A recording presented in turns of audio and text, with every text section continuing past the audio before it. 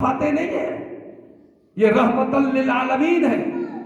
اللہ تعالیٰ نے ان کو تمام جہانوں کے لیے رحمت بنا کے بھیجا ہے۔ آپ قائد المرسلین ہیں، آپ فاتح کی خلعت فاخرہ پہن کر جب مکہ میں داخل ہوئے، لشکر کی کیفیت ذرا دیکھیے، حضور سے بڑا سپہ سالار بھی تو کوئی نہیں نا۔ اسی لیے تو اللہ ارشاد فرماتا ہے لقد کان لکم فی رسول اللہ اسوۃ حسنہ، حضور کو دیکھتے جاؤ، جیسے جیسے حضور کر رہے ہیں تم بھی کرتے جاؤ۔ حضرت عباس رضی اللہ تعالیٰ عنہ، ابو سفیان جو ظاہر ہے رشتہ داری ہے، چچا ہے،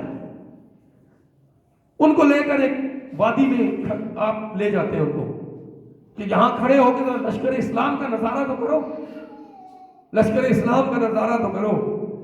ایک وادی طوا سے لشکر کو گزرنا ہے اور لشکر میں دور دور تک پڑاؤ کیا ہوا ہے، 4 4 6 6 8 8 کی فارمیشن بنی ہے، آگ لگی ہوئی ہے، کھانا بن رہا ہے۔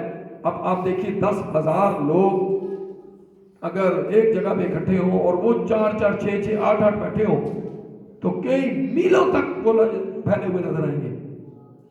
حضرت ابو سفیان فوراً کہتے ہیں عباس تمہارا بھتیجا تو بہت بڑا بادشاہ بن گیا ہے۔ حضرت عباس نے کہا اب بھی تمہیں سمجھ نہیں آئی کہ وہ میرے بھتیجے بادشاہ نہیں ہیں، وہ اللہ کے نبی ہیں۔ اب وہاں پر لشکر اسلام کا نظارہ کیا، ہیبت طاری ہو گئی۔ اب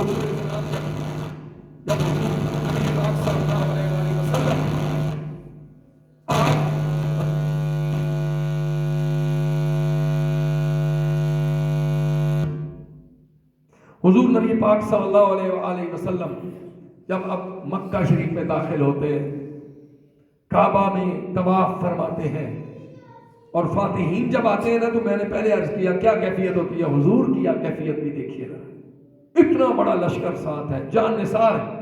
اب حضور نبی پاک صلی اللہ علیہ وآلہ وسلم جب حرم کعبہ میں تشریف لاتے ہیں نا، تو حضور نبی کریم صلی اللہ علیہ وسلم اپنی جب ناقہ مبارک سے اترتے ہیں، ناقہ جو آپ کی اونٹنی مبارک ہے، قصوہ اس کا نام ہے، تو پتہ ہے کیا ہوا، ہزاروں لوگ آپ کے ارد گرد ہیں، اور سیرت کی کتاب میں اسی ساتھ کتاب سیرت کی اٹھا کے لایا ہوں۔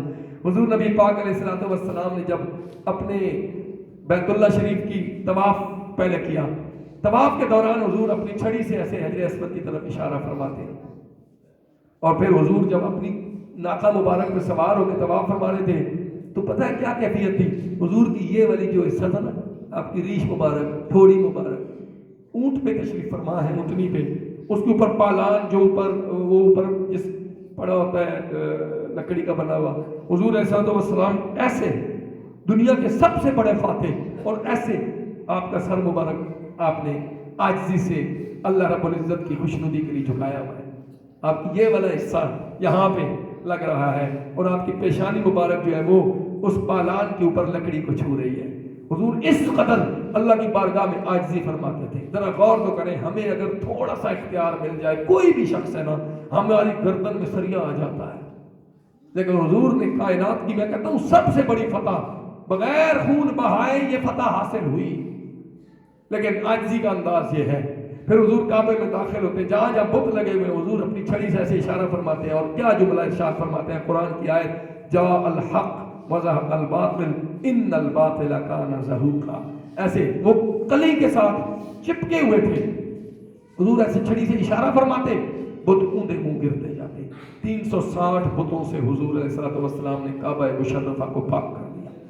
اب اللہ کے محبوب علیہ السلام جب طواف کر کے فارغ ہوتے ہیں، میرے آقا کریم اپنی اونٹنی سے اترتے ہیں نا، تو تاریخ پتہ ہے کیا کہتی ہے، تاریخ کہتی ہے حضور جب اپنی ناقہ مبارک سے اترے تو لوگوں کا اتنا ہجوم تھا سین کعبہ میں کہ تل دھرنے کو جگہ نہیں تھی۔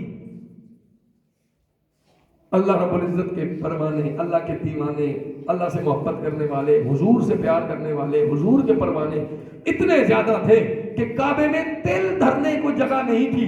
اور حضور جب اونٹنی مبارک سے اترے نا، تو وہ صحابہ ذرا دیکھو نا، وہ کون کون لوگ ہوں گے یار، ابو بکر صدیق ہوں گے، عمر فاروق ہوں گے، علی المرتضیٰ ہوں گے، عثمان غنی ہوں گے، طلحہ ہوں گے، زبیر ہوں گے، سعید ہوں گے، کیسے عظیم لوگ، اور وہ حضور کے پاؤں مبارک کے نیچے ایسے اپنی تلیاں انہوں نے رکھی، ایسے حضور کے مبارک تلووں کے نیچے انہوں نے اپنی تلیاں رکھی ہیں، اور اللہ کے رسول علیہ السلام جب نیچے آئے مقام ابراہیم پہ آپ تشریف لے گئے. آخری بات بہت بڑا واقعہ ہے یہ، لیکن آخری عرض کرتا ہوں، حضور مقام ابراہیم پہ تشریف لے جاتے ہیں.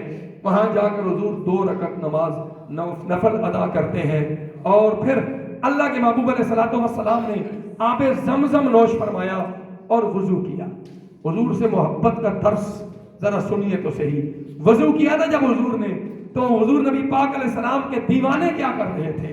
حضور نے وضو کیا نا، حضور کے صحابہ، حضور دنیا کے میں کہتا ہوں سب سے پاکیزہ جماعت تو یہی تھی نا، جنہوں نے حضور سے براہ راست علم حاصل کیا، جنہوں نے حضور کو اپنی آنکھوں سے دیکھا، جنہوں نے حضور سے پڑھا، جنہوں نے حضور کا دیدار کیا. دنیا کی پاکیزہ ترین جماعت صحابہ کرام کی جماعت. حضور جب وضو فرماتے ہیں تو وہ دوڑ کر آتے ہیں اور حضور کے وضو کا پانی زمین پہ نہیں گرنے دیتے، ہاتھوں پہ اٹھا لیتے، چہروں پہ مل لیتے، اپنے جسموں پہ مل لیتے ہیں. اور پتہ ہے جس کو نہیں ملتا نا، وہ جس کو ملا تھا اس کے ہاتھوں سے ہاتھ لگا کے ایسے ایسے کر رہا تھا، یہ اپنے چہروں پہ مل رہے تھے. دنیا کا کتنا بڑا آدمی بھی ہو، اس کے ساتھ اتنی محبت کی جا سکتی ہے؟ حضور سے بڑا کوئی بھی نہیں ہے. حضور علیہ السلام کے وضو کا پانی ان لوگوں نے اپنے ہاتھوں پہ لیا. ادب و محبت کا یہ نظارہ کائنات کا سب سے بڑا بادشاہ بھی ہونا، اس کا بھی ایسا نظارہ نہیں دیکھا جا سکتا جیسا حضور قائد المرسلین رحمت للعالمین خاتم النبیین صلی اللہ علیہ وسلم کے جان نثار یہ منظر دنیا کے سامنے پیش کر رہے تھے. حضور نے اس کے بعد آپ نے ایک شخص کو، حضور حرم پاک میں تشریف فرما ہوئے اور حضرت ابوبکر صدیق تلوار لے کے حضور کے ساتھ، اس طرح پہرے دار ہوتا ہے، حضور کے ساتھ کھڑے ہو گئے، تلوار حضرت ابوبکر صدیق کے ہاتھ میں، اور اللہ کے رسول علیہ السلام نے پہلے طلب فرمایا عثمان بن طلحہ کو. آخری بات عرض کرنے لگا ہوں. عثمان بن طلحہ یہ وہ شخص ہے جس کے پاس کعبے کی چابی ہے. کعبے کا دروازہ کھلتا ہے، چابی اس کے پاس، کلید بردار کعبہ، اس کے پاس چابی ہے. حضرت عثمان بن طلحہ بعد میں مسلمان ہو گئے. عثمان بن طلحہ خود کہتے ہیں کہ حضور علیہ السلام نے مجھے بلایا تو میں کانپ رہا تھا، میں ڈر رہا تھا کہ ان بچوں کو بٹھا دیں. لاڑ اپنی جگہ ٹھیک ہے، لیکن مسجد کی حرمت سب سے اہم ہے. اس بچوں کو بٹھائیں. بہت چھوٹے بچوں کو مسجد میں لانے کا حکم نہیں ہے. بات سمجھیں، یہ مسئلہ ذہن میں آ، دیکھیں ذیل میں آ گیا. حضور علیہ السلام نے فرمایا وہ بچہ جو نہ سمجھ ہے، مثلا یہ بچہ نہ سمجھ ہے، اس کو نہیں پتا میں کیا کر رہا ہوں، اس کا قصور ہی نہیں ہے. اور پاگلوں اور نہ سمجھ بچوں سے اپنی مسجدوں کو بچاؤ، یہ اللہ کے رسول کا حکم ہے. آج کل لوگ کہتے ہیں نہیں جی بچے نہیں لائیں گے تو وہ بڑے ہو کے کیسے نماز کو پڑھیں گے. یہ کوئی دلیل نہیں ہے. بڑا واضح حکم ہے کہ وہ بچے جن کو سمجھ نہیں ہے ان سے اور پاگلوں سے اپنی مسجدوں کو بچاؤ. اس لیے کوئی بچوں کو سمجھ نہیں ہے. ہاں اگر سمجھ ہے، چھوٹے ہیں، آگے بیٹھ گئے، بات ختم. جملہ میرا سن لے، اب وقت اوپر ہو گیا، چلیں اسی پہ ختم کرتے ہیں، انشاءاللہ زندگی رہی پھر کبھی. جی اور ایک اہم بات وہ یہ ہے کہ مجھے مصطفیٰ بھائی نے کل پرسوں بھی کہا تھا، قرآن پاک جو ہے نا وہ بیریوں والا قبرستان ہے ادھر بھی، اور مجھے کو بتا رہا تھا ادھر بھی شاید کہیں دیر پہ کوئی مطلب چیزیں اس طرح کی پھینک جاتے ہیں کوئی لوگ، اور بالخصوص ادھر جو قبرستان ہے ادھر ایک پانی کی ٹینکی بنی ہوئی ہے، تو قرآن پاک آ کے پھینک گئے، کسی نے آگ بھی لگا دی. کیونکہ یہاں سے تو ظاہر کوئی بھی نہیں کیا ہوگا، کہاں سے آئے کہاں سے نہیں آئے، لیکن بحیثیت مسلمان ہم سب پر لازم ہے کہ ہم اپنے گھر میں قرآن مجید جو موجود ہے اگر وہ پوشیدہ ہو گئے ہیں تو ان کو قبرستان میں جا کے دفن کریں.